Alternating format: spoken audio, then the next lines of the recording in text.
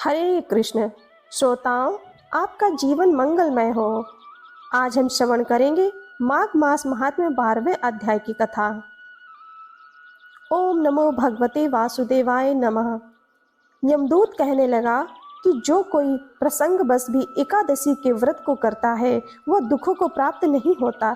मास की दोनों एकादशी भगवान पद्म नाम के दिन है। जब तक मनुष्य इन दिनों में व्रत नहीं करता उसके शरीर में पाप बने रहते हैं। हजारों अश्वमेध, सैकड़ों वाजपेयी यज्ञ एकादशी व्रत की 16वीं कला के बराबर भी नहीं है। एकादशी के दिन व्रत करने से 11 इंद्रियों से किए गए सब पाप नष्ट हो जाते हैं।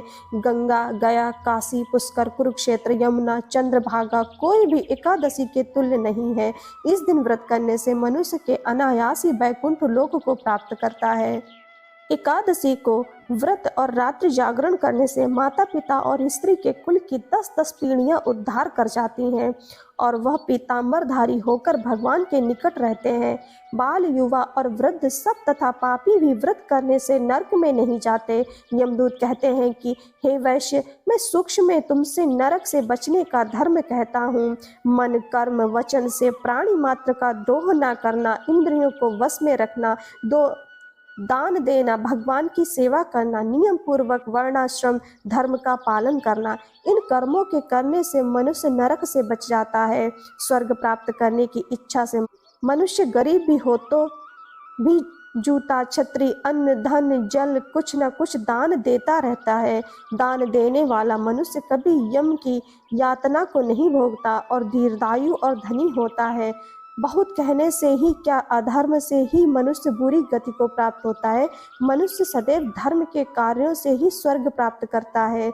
इसलिए बाल्यावस्था से ही धर्म के कार्यों का अभ्यास करना चाहिए।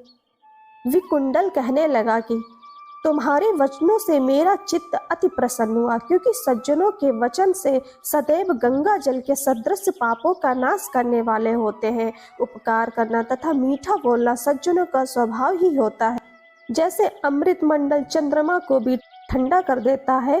अब कृपा करके यह भी बतलाइए कि किस प्रकार मेरे भाई का नरक से उद्धार हो सकता है। तब यम कुछ दूर ज्ञान दृष्टि से विचार कर मित्रता रूपी रस्मे से बंधा हुआ बोला कि हे वैश्य, यदि तुम अपने भाई के लिए स्वर्ग की कामना करते हो तो जल्दी ही अपने 8 जन्म के पूर्ण फल को उसके निमित्त अर्पण कर दो।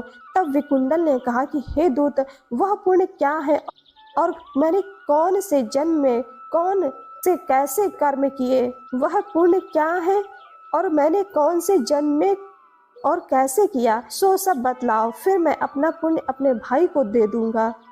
दूत कहने लगा कि हे वैश्य, सुनो, मैं तुम्हारे पुण्य की सब कथा कहता हूँ। पूर्व समय में मधुबन में साल्की नाम का ऋषि था। वह बड़ा तपेश्वरी, ब्रह्मा के समान तेज वाला था। नवग्रह की तरह उसकी स्त्री रेवती के 9 पुत्र थे, जिनके नाम ध्रुव, शशि, बुध, तार, ज्योतिमान थे। इन 5 ने गृहस्थाश्रम धारण किया तथा निर्मोह, जितमाय, ध्याननिष्ठ और गुणातय के चारों संन्यास ग्रहण कर वन में रहने लगे। ये शिखा सूत्र से रहित पत्थर और सोने के समान समझते। जो कोई अच्छा या बुरा उनको अन्न देता वही खा लेते और कोई कैसा भी कपड़ा दे देता उनको ही पहन लेते। सदैव ब्रह्म के ही ध्यान में लगे रहते। इन चारों ने व्रत, शीत, निद्रा और आहार सबको जीत लिया। बस चर अचर को विष्णु रूप समझते हुए मौन धारण करके संसार में विचरते थे। ये चारों महात्मा तुम्हारे घर आए। जब तुमने मध्याह्न के समय भूखे प्यासे इनको आंगन में देखा तो तुमने गदगद कंठ से आंखों में आंसू भरकर इनको नमस्कार करके इनका बड़ा आदर किया।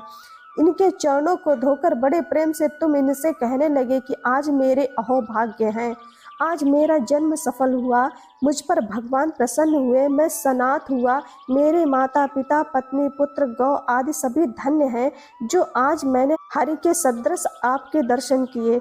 सो हे वैश्य, इस प्रकार तुमने श्रद्धा से उनका पूजन किया और चरण धोकर जल को मस्तक से लगाया। फिर विधि पूर्वक इनका पूजन करके तुमने इन सन्यासियों को भोजन कराया। इन सन्यासियों ने भोजन करके रात को तुम्हारे घर में विश्राम किया और ब्रह्मा के ध्यान में लीन हो गए। इन सन्यासियों के सत्कार से जो पुण्य तुमको मिला है सो मैं भी कहने में असमर्थ हूँ, क्योंकि सब भूतों में प्राणी श्रेष्ठ है। प्राणियों में बुद्धि वाले, बुद्धि वालों में मनुष्य, मनुष्यों में ब्राह्मण, विद्वानों में पुण्यात्मा और पुण्यात्माओं में ब्रह्मज्ञानी सर्वश्रेष्ठ है। ऐसी ही संगति के बड़े बड़े पाप नष्ट हो जाते हैं। ऐसी ही संगति से बड़े बड़े पाप नष्ट हो जाते हैं। यह पुण्य तुमने अपने पहले 8वें जन्म में किया था। सो यदि तुम अपने भाई को नरक से मुक्त कराना चाहते हो तो यह पुण्य दे दो। सो दूत के ऐसे वाक्य सुनकर उसने प्रसन्न चित्त से अपना पुण्य अपने भाई कुंडल को दे दिया और वह नरक से मुक्त हो गया और दोनों भाई देवताओं से पूजित किए गए। तब दूत अपने स्थान को चला गया। इस प्रकार वैश्य के पुत्र विकुंडल ने अपना पुण्य देकर अपने भाई को नरक की यात्रा से छुड़वाया। सो हे राजन, जो कोई इस इतिहास को पढ़ता या सुनता है वह 1000 गोदान का फल प्राप्त होता है। वह 1000 गोदान का फल प्राप्त कर लेता है। हे श्रोताओं, आपका जीवन मंगलमय हो, आपको इसका पुण्य प्राप्त हो। हरे कृष्णा।